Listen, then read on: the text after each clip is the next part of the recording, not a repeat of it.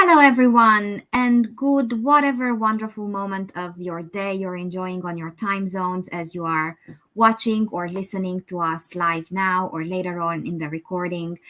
It is such a joy and privilege to welcome you to another one of our October serious conversations. I can't believe that October is already almost done. We will be spending the next hour talking about the Culture Challenge. And more precisely, we will try to link culture as a sustainable foundation to people and business strategy. My name is Minola Jacques. I will be your co-host for the next hour or so. We have Barbara with us backstage. So please do give her credit for everything tech and logistics wise. She always takes amazing good care of us. And we have an amazing lineup of speakers. So Barbara, if you can help me just bring them up on the stage.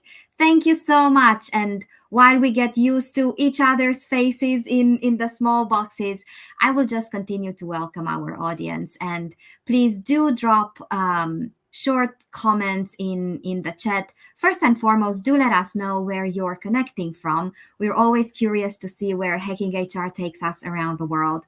And also a very, very warm encouragement to use the chats and the comments as your own conversation spaces.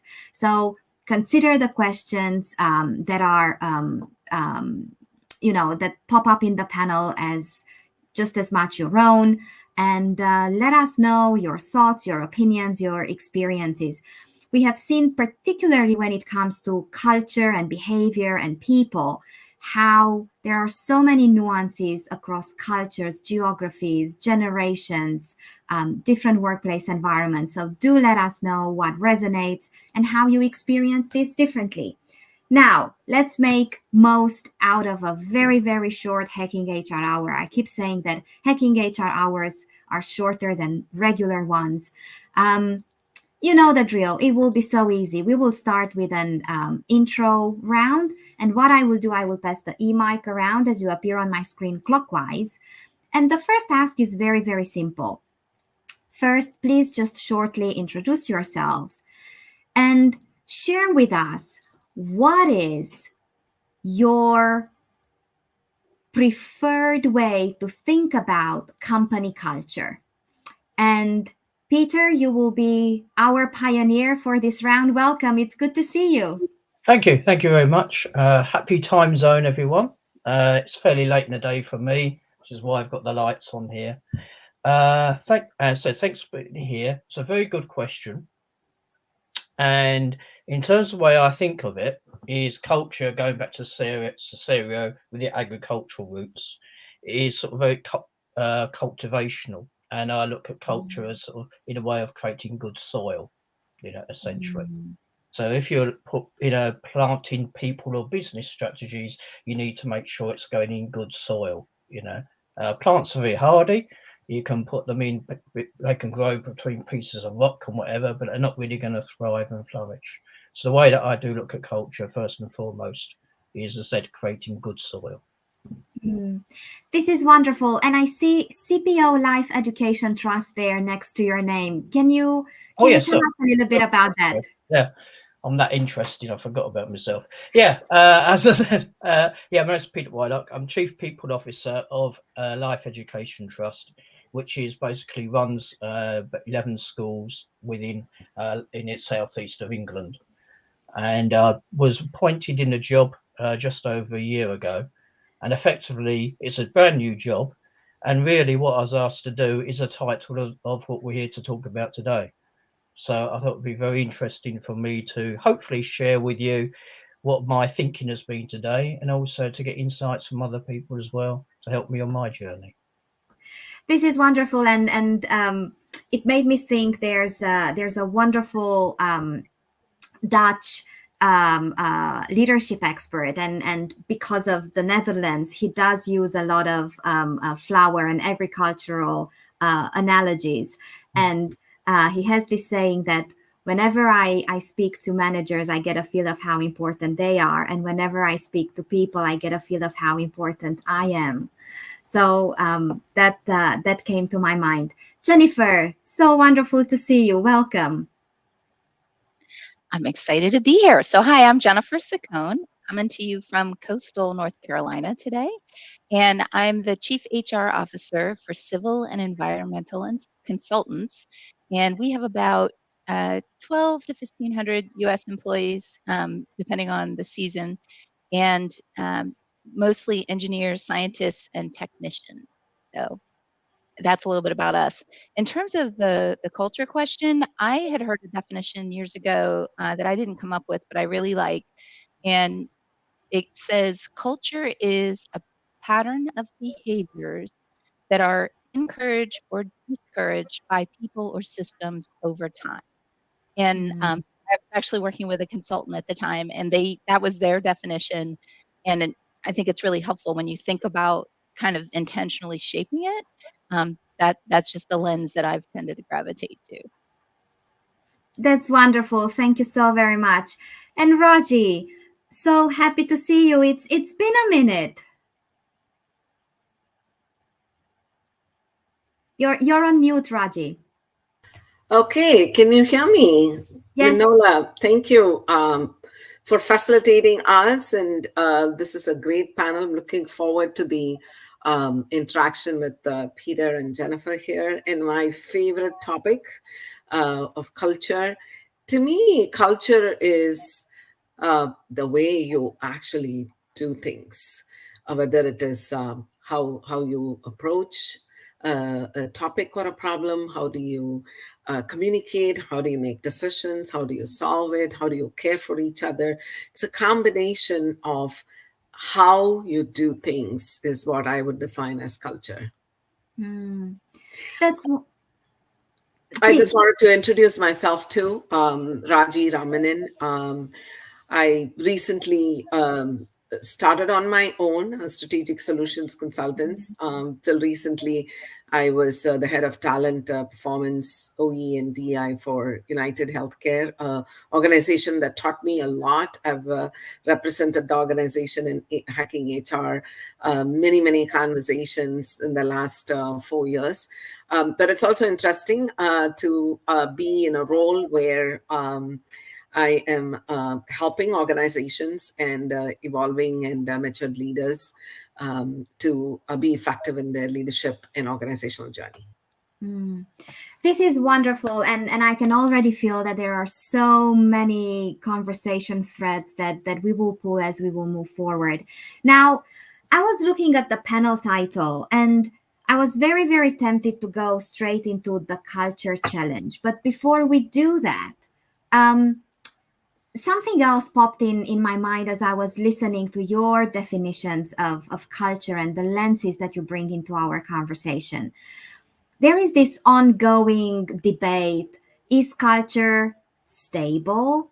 Is culture evolving? How much you can direct it? How much you can nurture it? How much of it happens by the sheer nature of people coming together and building something together? So how do we think about culture as a sustainable foundation? And I believe that pretty much ties into Peter's analogy with the soil. So I will leave that question there. How can we think about culture as a sustainable foundation, not to be taken as a stable foundation when it comes to organizations? I can go on this. This has been work that I've been doing, and I'm sure Jennifer and Peter have done work on this aspect as well. Culture is not to be taken for granted. It's not that it's done and let's move on. It requires effort constantly, consciously, and there are moments where we need to remind each other of what is the culture we are breeding by taking this decision, or by communicating this in this particular way, or prioritizing and organizing ourselves this way. So it is something that everybody in the organization has a stake and has a role to play, and particularly the more senior leaders and people who are truly shaping the culture of the organization. It definitely comes from the top, but that doesn't mean that people who sit in their, the ivory or the glass door, and within the glass door are able to shape it up and they call off the shots on that. No, it is something they have a big impact on, but it's also every citizen of the organization needs to work on. And unless that conscious effort is there and continued effort is there, it's going to drop. At some point of time, you might think, I've been through those journeys. What happened to us? Why are we in this situation? We were not like this 5 years ago, kind of a thing, if we kind of be complacent and kind of let it fall between cracks. Well, and the unmuting competition is now officially open. So Jennifer and Peter, please build into the conversation. I liked what Raji said around, not taking it for granted in every decision. And there's some interesting stuff to unpack there around how it can drift if you're not paying attention, and if you're not intentional about checking in and saying, is this really the culture we want, or is this the path we want? The sustainability piece, I don't know what others' experience is. I see sometimes that come up where we're trying to build a high performance culture. And the question is, is the level of performance we're trying to achieve sustainable? And I've also seen it, usually you're reflecting on this stuff more when you're having a bumpy ride, right? So in past organizations I've worked in where maybe we had a culture that was actually not what we wanted, we were seeing it impact the business results, right? So there's like two sides to that. Like the culture can actually affect the sustainability of the organization as well. And I think that's kind of what I took from it. I don't know, Peter, with a newer assignment, you probably have lots of insights that you're discovering about culture. I think, yes, first thing is culture is extremely dynamic, because as I said, even if it's settled, you get people move around, change jobs. And by doing that, you're bringing new people with their own ethos, their own ideas, their own life experiences. So it, constantly change. And I agree with Raji, you've got to, be constantly on it. And I use a garden analogy before. I can go into chemistry now, I suppose. Also, it's about molecules. The more you heat them up, the more excited they get, the more rapid the change. Likewise, if you freeze them, things get very still and static.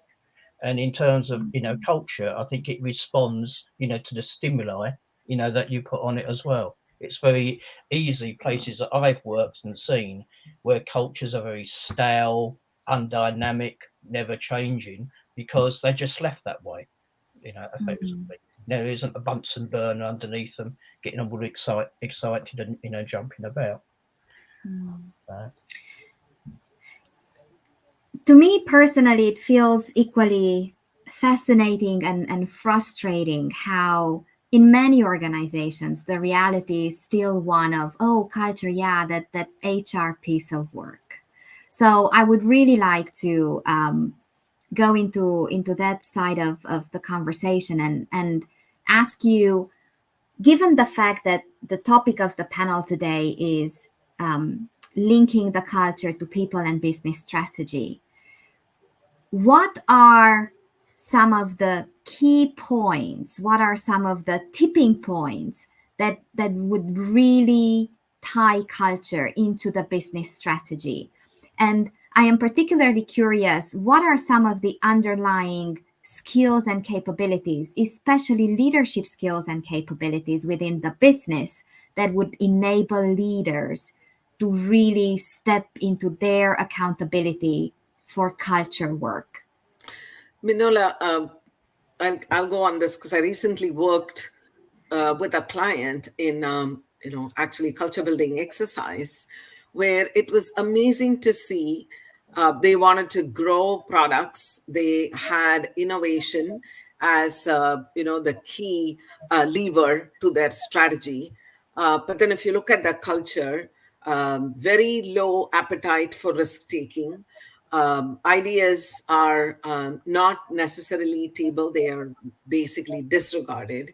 And there is not a lot of encouragement and motivation to fail, and fail first and grow fast, was not there at all in the culture. And most importantly, there was no challenging the culture, the behavior, and the practice. So it's a huge disconnect between the strategy they had for themselves, and that strategy required innovation as a key skill, high risk taking as a competency even, and also being open-minded to ideas, and having that whole culture of fail fast, grow fail early, grow fast concept.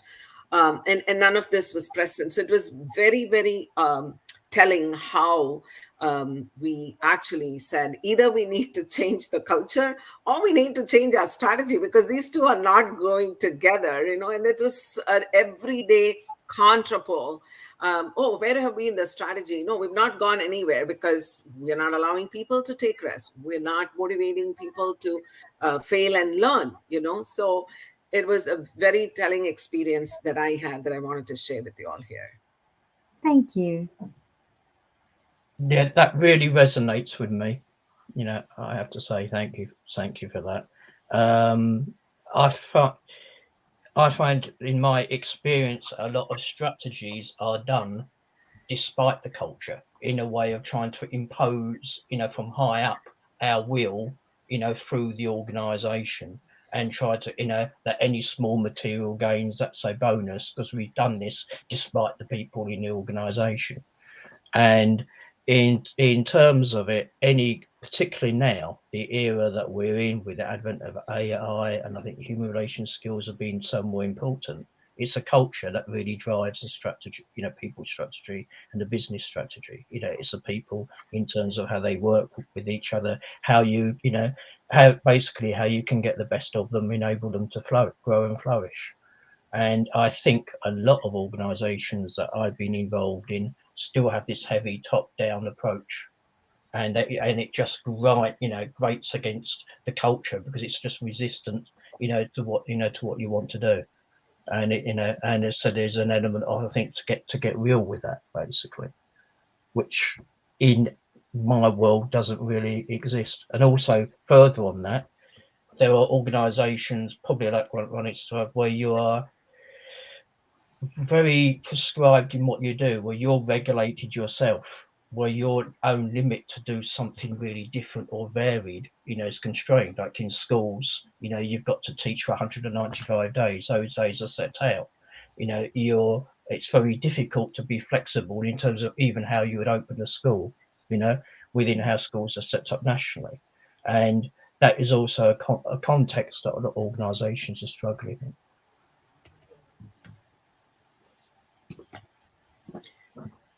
And just to add to what Peter mentioned, brought about some great points here, Peter. I really like the word you initially used, Peter, about culture being dynamic.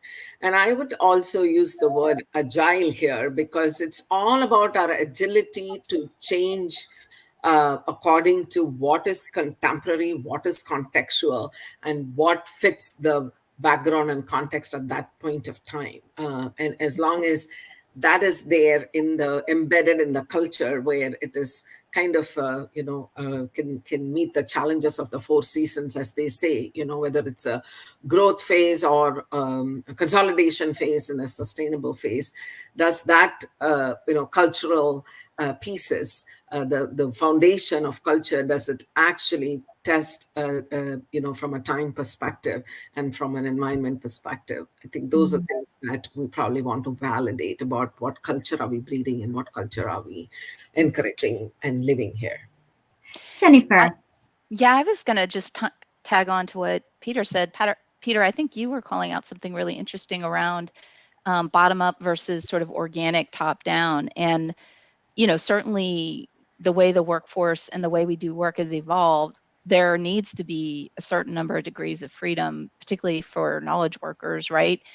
To me, the precursor, the prerequisite to that is clarity. And I think that's one of the things also looping back into strategy is, in my experience, the first critical question we can ask as HR people is, where are you trying to go? What do people need to do to get there? So, and again, my bias for behavior, but like, what behaviors do you need from people? And are we a high customer service organization? Are we a high efficiency organization? Like, where do you need people to really focus and go? I've definitely worked in environments where leaders were super clear on where they were going and what they needed from their people. And that really makes our jobs fun and easy. It's a lot more challenging. And I think, Raji, you mentioned you were working with a group, and that was the first step, is you were saying, okay, you need innovation. Well, have we built the muscle for that? Can we do that? Or do we have people tied up with their hands cuffed? And I think those are some of the conversations that are really helpful to make sure that we're not just building this lovely culture that people want to be in, but that the culture actually is connected to the strategy, because that's the only way we're going to sustain it, right? Because if we're sort of off doing something that's not totally aligned, the systems and the behavior of the leaders are naturally going to start to chill those things anyway. So we're sort of running in place, not really making any progress. Well, we lost Raji, but she did mention going agile. So let's go agile, not fragile, and we will welcome her back when she can connect. But Jennifer, please. Hi, Raji, welcome back. Jennifer, please don't mute yourself just yet, because I love how the three of you brought the conversation to culture and behaviors. So I am sure that we all heard the super famous, often used and even more often abused saying of culture eats strategy for breakfast. I recently heard that behaviors eat culture for lunch. So first, I am curious, who eats behaviors for dinner? And second, with all this diet going on inside the organizations, what are some of the healthy habits? What really drives people to walk the talk? And I am asking this from across the organization, as Raji pointed out, is not just the leaders, it's everybody's responsibility. So what drives behaviors? And what are your thoughts on this? I think behavior is driven by a lot of things. But the things certainly internal beliefs drive behaviors. We can't probably control that at a macro level, right? But we have to respect and acknowledge it. But systems and incentives definitely, and consequences, whether positive or not positive, definitely drive behavior. In terms of thinking through that whole, what eats what and what have you, I think we have to, again, empower people or support people who are saying, is this our culture? We actually, very practical application, have a one-day orientation we bring all new hires into headquarters for. And part of what we do is talk about we're a collaborative business. So how are you going to build relationships with other people? And what can you bring to the table? And we give them some homework assignments around behaviors they're going to work on. And our tagline for that is for leaders in particular, is what you permit, you promote. So if you're not comfortable with something, or if your feeling is we're not, the signs are on the walls, but that's not what's happening in the halls, then let's talk about that. So, and let's ask you to speak up and support you when you do ask that question. So we try to empower people, but so much of it comes down to every single interaction, right? Like, so if the person says, hey, this isn't the culture I signed up for, what happens? That's where the rubber meets the road. What we're putting in our trust, but on that, because in the year I've been here, I've been doing an awful lot of research, and thinking on this. And behaviours are unending themselves, they are a means. And what we're focusing on are outcomes in terms of what we want for and from our people. Is we want them to belong, we want them to perform well, we want them to flourish, and we want them to enhance our culture. And when we start having, and I'm starting having conversations with senior managers within the trust, around that, and about what are we doing, that enables basically, that we can get that experience with people compared to what we're doing now. And those behaviours that we have are very important because they're effectively the means that we're going to get there. But we're designing things that we call vehicles, effectively, about how we can drive those behaviours to those outcomes that we require. So a very good one is that we want to talk about that we want to be an inclusive, respectful organisation, etc., where people can feel comfortable being themselves. Yet where you get problems at work, which you do, we don't have any form of real resolution framework. We have disciplinary grievance capability procedures. We are hitting people over the head with a means to achieve an outcome, as opposed to actually achieve meaningful resolution. And it's completely at odds with what we want our outcomes to be and what our behaviours are. So what we're doing, I think it's very useful, is by actually focusing on the outcomes, the ends, about this is what we want for and from our people, and start working back how we get there. We're having really good conversations, and I can see already that people are turning 180 degrees, in their thinking, in their approach. That staff aren't people. Our people aren't there to be told what to do. They're there to be, supported. What can we do, to enable you to say perform well, belong, flourish, and be at your best? Because if you're that, we will get, more, more than our investment back in return. So that's sort of the approach that we're taking, which is what I really wanted to share, with this group, and to look about how I can develop that and take that further. Anyway, I'll shut up now. I think Peter explained this, and so also Jennifer, but I just wanted to add my experience here about how you live the cultural values and what can organizations do to maintain the pace. And in one of the organizations I worked for, it was embedded in everything that the organization did. It was part of the leadership competency framework. It was part of the performance management process. So you achieved your goals, but if you did not meet the the basic cultural tenets. It did not pass the test. You were not given high performance rating if you did not focus on how you achieve the goals versus you just achieve the goals. And there was a lot of commitment to actually following that, either in a performance management process or a talent review process. Leaders were not promoted if they achieved the goals but did not care about how they did that. So that kind of helped the culture sustain throughout the years.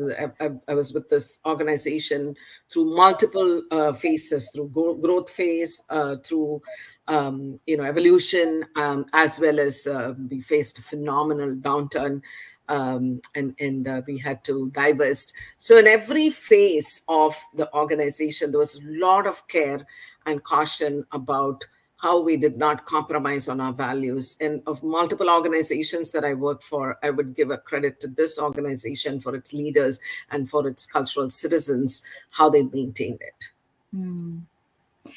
Well, we are approaching the middle of our conversation, so I will give you heads up that there is a mental post-it on how we build inclusive cultures, and I will definitely pick this up again in a few minutes. But in the meantime, I would welcome everybody who joined us just a little bit later. You did miss out on amazing answers so far, but don't worry, you can check out the recording on hackinghrlab.io or our LinkedIn space whenever you have time and headspace for it. And Peter, you pretty much brought this onto yourself, first with your agricultural analogy, because you reminded me of this saying that a farmer doesn't put a seed in the ground and then digs it up every week to see if something happened. And that is something that we normally associate with culture work. Yet, we do have here mentioned to business outcomes and strategy, where you do get a survey or some sort of metric, every week to see what happened. So my next question is, how can we bridge these two seemingly separated even by vocabulary worlds of culture and people and business outcome and strategies? Yes, that's a question, isn't it? I think in terms of, and I probably may end up going off a bit of a tangent, but I think when you talk about business strategies, it's about how are those formulated, come from in the first place. In terms of, that traditionally, been through what's been called the industrial age with mass production factory, Taylorism, you have objectives that are set top down, you've got middle managers in between to make sure that gets done and so forth. Where we're certainly going back, is particularly with what I said, development of AI and everything else, is that people skills are going to be even more important. People are able to work more independently. I mean, just me personally now using ChatGPT, I can do so much more in half the time. It makes me appear competent now, which is wonderful. But we've got that, massive change around, and to still have these top-down structures really don't fit. And in terms of business strategies, a business strategy is always going to be, how can we get better? Can we break into new markets more? Can we be more efficient? The headlines are always going to be the same, but effectively it's how you encourage, expect, empower the people at the sharp end to actually do that, identify the solutions themselves. And it's bottom up. We're here to support you, to help you do your job well. So how can you do your job better? Basically, how can you work collaboratively with others in terms of, reviewing this particular process that we may have?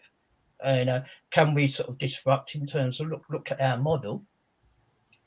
What is it that we can do differently about it? Because so many startups and whatever do exactly that. You get disruptors on the outside who look what's happening in the mainstream, and they just, reinvent it, invert it. Whereas organizations should always say, can we try and actually do that ourselves? And I think the problem is when you have these top down, we have a strategy, we're rolling it all out, everyone's going to be judged against it, how we're proceeding with it. It's just so against the grain of the way the world is and the way the world is going. I don't know if that answered your question or not, but yeah, that's perfect. How I see it. Raji, I see you unmuted. Do you wanna build on this? Yeah, I think it's the your saying keeps ringing in my mind. Culture eats strategy for breakfast, but also behavior eats culture for lunch. But it also reminds me, culture eats strategy for breakfast, lunch, and dinner. That's kind of like also out there. My experience has been that whoever eats whatever, it is important to remember that we have the right diet. I'm a cook and a very good cook and a foodie, so it's always food analogy excites me. I think it's important to change ingredients in the menu as we go along the organizational journey as to what is contextual in that particular business scenario or the environment. For example, COVID changed a lot of things for people, be it strategy, be it the way we work, be it the way we prioritize and we make decisions. So similarly, we don't want another pandemic, but there is definitely going to be a lot of changes in the system that keeps coming in. For example, now it's the world of AI. People are worried. So how do we shape the culture based on what is it that we are facing in the current context? How do we need to adapt ourselves and still be agile and robust and contextual to what is happening to us in whatever is the dynamic at that point of time. And I would say that we need to keep changing the ingredients of the meal. The menu might be the same, but we need to change the ingredients accordingly. And if we can change the menu, even better. Yeah, and I think there's so many analogies. I feel like I need to go back to analogy school. Are you guys going to have like a class or a book that I can take? I've loved these analogies. I'm just not that creative. So, but I think the one, again, going back very literal, Manola, I think the one thing you brought up that I think I heard sort of the question behind the question is, isn't culture sort of very soft and business results are not? And, and how do you marry these two things? And I think that is like the existential question of our profession, right? Is we're always trying to figure out, and I mean, it is kind of a leadership duty, right? Sense making, like how do we make all of this stuff make sense for people? And if we're HR leaders and we're dealing with people who are looking at very quantitative sorts of facts and figures, I think it's a constant struggle because, people are so much more than a number, right? And so I think that's the hard part. I'm not sure I have a good answer. There are definitely things that, people like Josh Bersin and others have put out there that we can look at and try to learn from and apply so that we are speaking the language of the business, because that obviously is going to make us more influential. And there's, for us, we do lots of surveys, right? So we have exit surveys and new hire surveys and engagement surveys. And while those aren't, the discrete numbers themselves may not be as useful, the trending over time, the benchmarking, those are some things that I think we can use to be a little more quantitative in those discussions.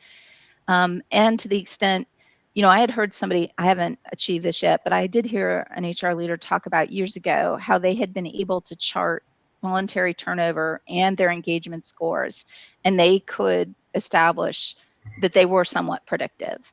So I think to the extent we can start to look for things like that, it gives us more airtime with executives to talk about how are we managing culture to make sure we're winning the war for talent. Mm. And I just want to add to what Jennifer said. I think it needs to kind of get incorporated in every aspect of the people process, whether it's the hiring process or the goal setting process or the performance review process, career development, every part of the people process.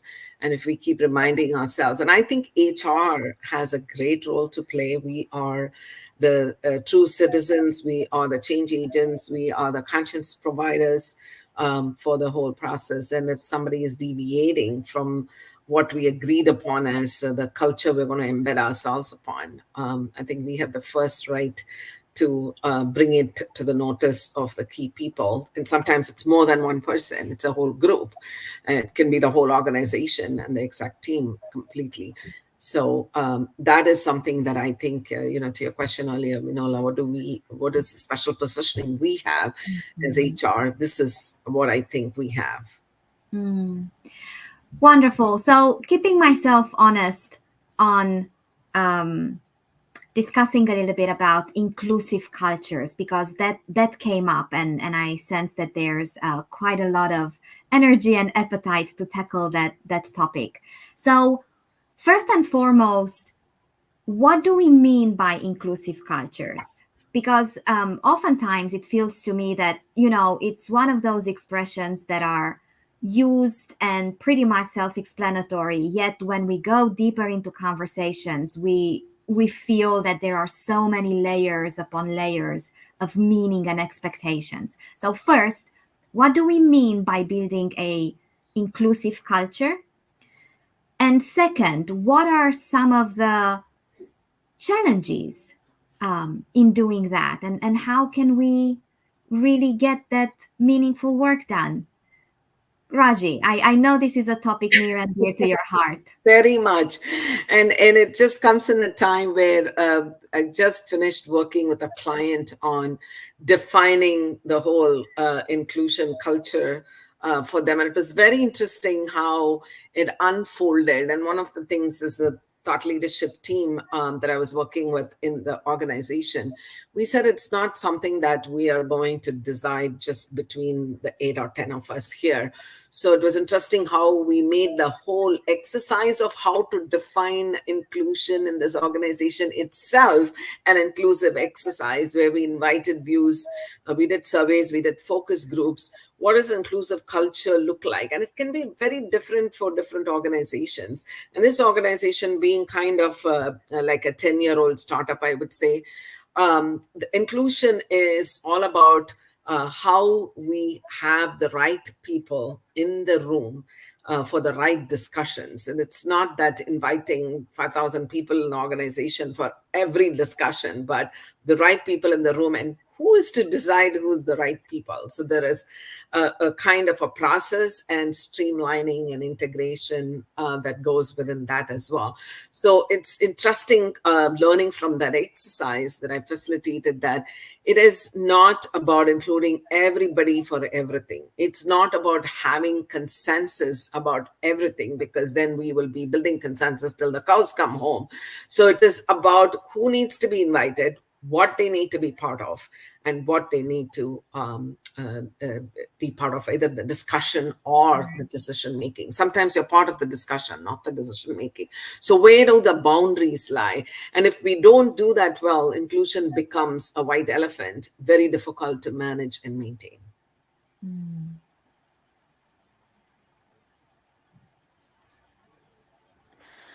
I love what you said. And actually, I'm curious, in terms of clients or places you've worked, whether there's been, do they have like a system where they, or an agreement where they, when they're closing a meeting or they're setting up an initiative, that's one of the items on the list is we're going to look at, have we thought about inclusion? Okay.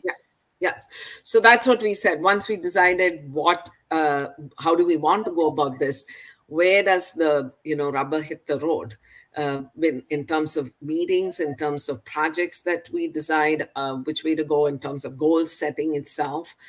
So every meaningful conversation would end with an inclusion reminder or check-in. Okay, do we have everybody in the room who needs to contribute? Do we have everybody cast their vote because their vote is important for this decision. So there is a stream of what do you call inclusion agents that will play the role, and those roles were identified, those individuals were identified for those roles as well. So we try to do a complete package of this, but fingers crossed on how that is going to actually work and sustain to work that way. That would be the test. I love what you said about setting expectations around what does being included mean. Is it that I get a vote or that I get to share my viewpoint? Because I think that is something that leads to a lot of bumping elbows or hurt feelings or disappointment if we're not clear about really how we're asking somebody to show up. Yeah. And also how we communicate back. Okay, I contributed, I cast my vote because they asked me for my vote, and I was part of the decision-making process as well. But then I don't get to know what happened after that. I mean, in organizations, have we not seen that? Everything is blindfolded after that. And that is beating our own inclusion initiative by our own doing, literally, so the sustainability of inclusion doesn't end with just inviting contribution and getting the votes, but also going back to people and saying, hey, this is what we decided. Sorry, your vote did not win, but your vote did. These are the reasons. So being able to have that explanation and continue the conversation, I think, is key. I think building on that as well, it's important to have contestability within there, because you're quite right. I can feel free that I disagree. In fact, that could be a good thing, because if it moves the conversation forward, leads to better outcomes. And it's a bit like, isn't it? Said if people feel they're in a safe space, they can be heard, they can express themselves. And as you quite rightly say, at the end of the day, someone's going to make a decision. It may not be you, but you should feel that, it's expected of me. That I do contribute, and that it's okay, to present other points of view, because it leads us to better outcomes, which is what we want.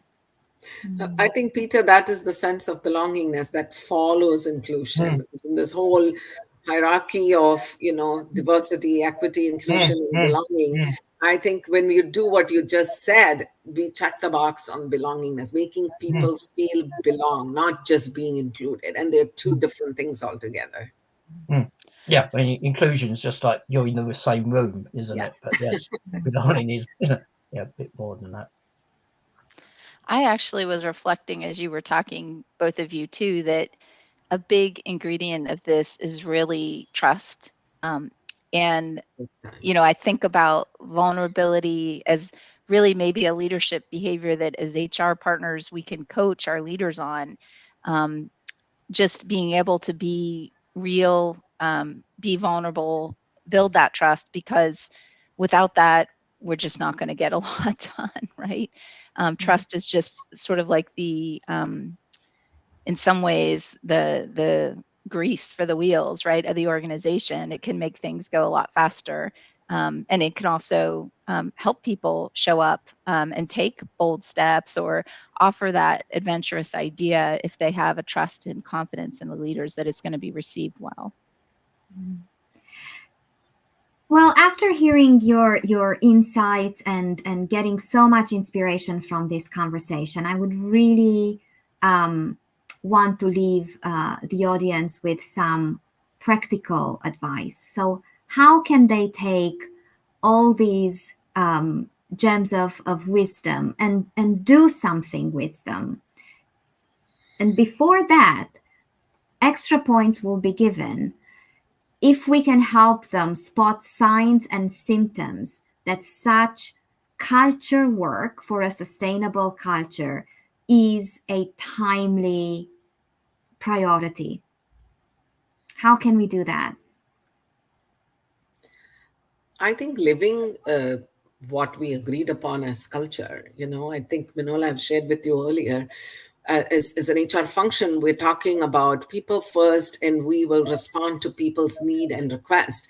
And in the healthcare company I worked, what did people need? They didn't need leadership program, and they didn't need career development discussion. When COVID hit and people were scrambling for lives, people were wondering where to leave the children. The next day they had to come to work because schools had closed, and they had to physically go to work, unless tech companies who kind of set up offices in their living rooms for people to log in and start work. But in hospitals, people had to go to work. So the way HR was to respond at that point of time, and that's what we did, was to start an emergency drop-in daycare within 24 hours, right? So living that commitment and making things work for you, not just checking the box on goals that you set for yourself, but being flexible, agile, and absolutely meeting the requirements at that point of time. I think those are tests for basically being inclusive and making people feel belonged when you give them what they need, and not trust them with what you programmed and what you prepared for yourself for. Yeah. So I suppose my takeaway advice is, in terms of in HR, is to be a disruptor, basically to challenge, the status quo, what you see. The culture, in a way, is everything. I mean, big organizations tend to fail because of their culture, rather than, necessarily because their business plans or people structure weren't right. People are attracted to organizations because of what they perceive the culture to be. I'm not aware of anyone who says, "Oh, I wasn't too sure working with you, but as soon as I saw your business strategy, I was hooked." It doesn't tend to work like that. And I think in terms of HR, we can make the mistake of focusing on process, focusing on big strategies, and we're ticking box and we're thinking we're doing a really good job. But the real work and the real hard work is in terms of that culture, the interactions, the way people behave, interact, work with each other, how they feel their experience at work. That's where the action is, that's where the value is. And I think, in terms of us HR, we're the ones to actually stand up and say, this is what we need to do, challenge, this is where we're going wrong, this is where we've got to be different. I love that. I love all of what both of you said. And it's a complex subject, right? There's a lot of layers to peel back. I actually might take a little bit of a counterpoint in some respects, in saying, I love the disruptor idea. I would also say be an accountability partner.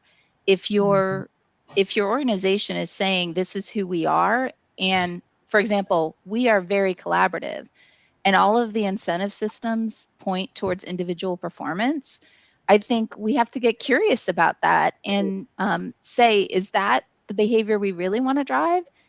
So how does that reconcile with our value of collaboration? So I think we have to be an accountability partner, especially if we see the words and actions not lining up, right? Because that affects our leaders' credibility and our credibility too. I would also say practical. Part of that being curious, just honestly, I find sometimes when you plant seeds I got a metaphor, yay.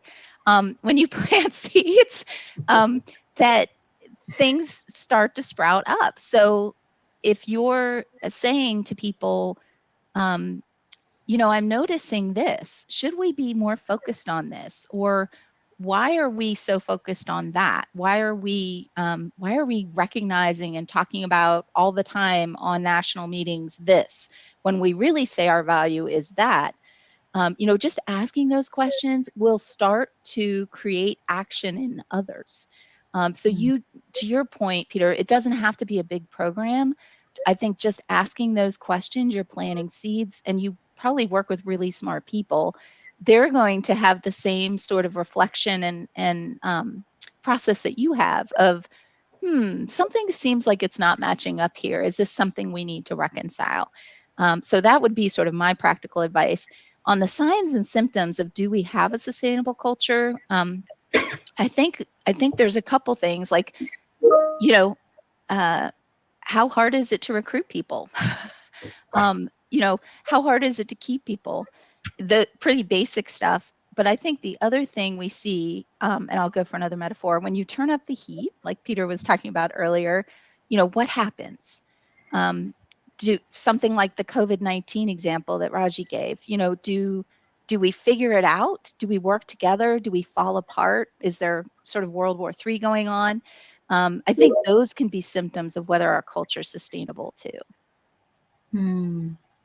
This is wonderful, and it's so painful for me to say that we're 8 minutes away from wrapping this conversation up. And that's especially frustrating with Jennifer now being on a roll with analogies and metaphors. But let's take a few minutes of these last 8, not all of them, but maybe half. Because about 3 weeks back, I promised myself that I will start a small crusade.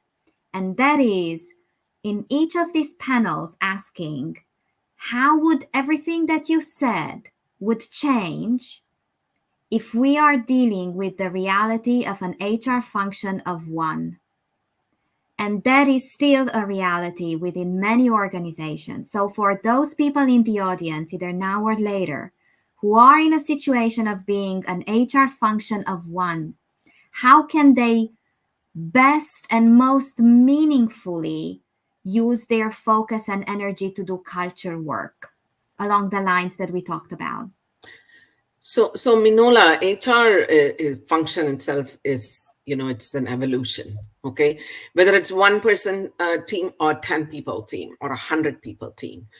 The quality of work you do in HR depends on what you have done to move the whole HR services along the maturity line.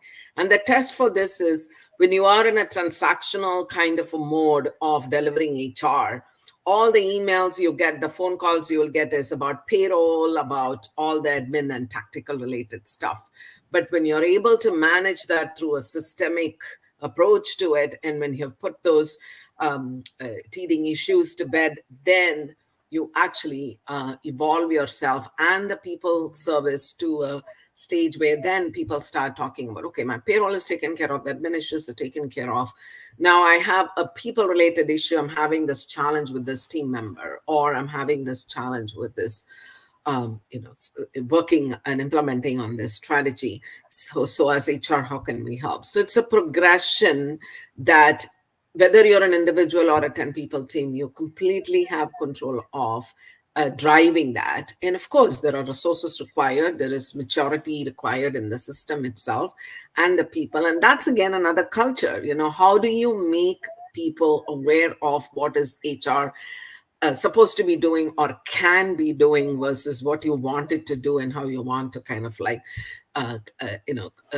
cool it down to just transactional stuff. And that is completely the individual. I was just mentoring a young HR professional, and she was amazed at how the opportunities are to become a more valued HR professional, and a lot is self-driven.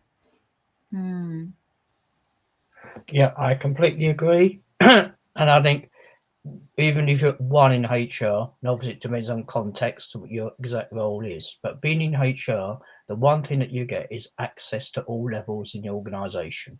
You can get to meet and speak to anyone because you're HR. And in terms about how you bring about change, you can do it as I am, by one conversation at a time. I love that advice, Peter. I think that's great advice. You're right. You have a lot of access and you have your finger on the pulse. So you know what the culture is in your organization currently. And I think I can only empathize with the Department of One, because you're asked to cover a lot and there's a lot of fires, and there's probably not a lot of time to step back and build some 20-week program to launch your culture. So I think the advice you gave was really sound. I would ask the question what that leader wants the organization to be known for now and in 5 years. And then every time a decision is made, come with your recommendation formulated based on what they said they want to be known for now and in 5 years. And then have that conversation with your leader. it's because, as Raji and Peter pointed out, really culture happens one decision at a time. I love this point about conversations. There's a wonderful, wonderful book called Fierce Conversations by Susan Scott. And it says that, be present in every conversation as if that is the most important conversation of your life, because not every conversation will change your life, but any conversation could. So, Raji, I saw you leaning forward. Did you want to unmute? I was just reminded of Maya Angelou's, one of her favorite statements, and it's so contextual here. And she talks about people might forget what you did to them. People might forget what you talked to them. They would never forget how you made them feel. I think that's where the rubber hits the road. And when you can make them feel good in whatever type of conversation you are having. And Shen Delaney says the same thing, right? Like the whole here and now. This is it. I'm in this conversation. I'm going to give the best. I'm going to leave the most positive remark. And the test for HR is that every person you meet, every conversation you have, did it leave the other person pleased? Maybe not happy, but at least pleased and feel good, So Yeah. I was just reminded of that, Minola. That's wonderful. Thank you. Now let's wrap it up. And this is the famous punchline mic drop wrap up. So you have one sentence. I want to acknowledge the fact that we are in the last days of October being the Wellbeing and Mental Health Month. And there's a wonderful book called Why Has Anybody Told Me This Before? So my question is inspired by that book. What is one thing you learned through doing change work that you wished someone would have told you so you didn't have to learn it the hard way? I will give you a few seconds to think about. We will do this counterclockwise. That means Raji, Jennifer, Peter. And in the meantime, I will thank everybody for taking the time and the curiosity to be here with us. And Raji, just give me thumbs up when you're ready. One sentence. I think you really hit the nail on the head, Minola, about if I had somebody tell me this before, things would be so easy for me personally as well as professionally, being a change expert myself. Change is all about people. It's not about technology. It's not about new systems. It's not about all the, rocket science we are talking about. If I had known earlier that it's focused just on the people, it would be much easier. So it's all about people, nothing else. Thank you so very much, Raji. Jennifer. So somebody pointed out to me, and it was one of those like, why didn't anybody ever tell me this? That you are getting the behavior and the results that you're getting for a reason. And personally as a leader, what are you doing that's reinforcing that? Or creating or incentivizing that? And that really, if you want to get some change in the culture, you, in many respects, have to start with changing yourself. Thank you so much. Peter. One thing to tell me is that when you're putting forward rational change, people will respond emotionally. Wonderful. Raji, Jennifer, Peter, it was a joy and a privilege having you here. I am looking forward to welcoming you on my screen very, very soon and for many conversations. Once again, thank you everybody for being here. Keep the conversation going and have a lovely, lovely weekend. Thank you. And thank you, Barbara, for taking care of us. Thank you so much, everybody. Yes, thank you all. Lovely meeting you.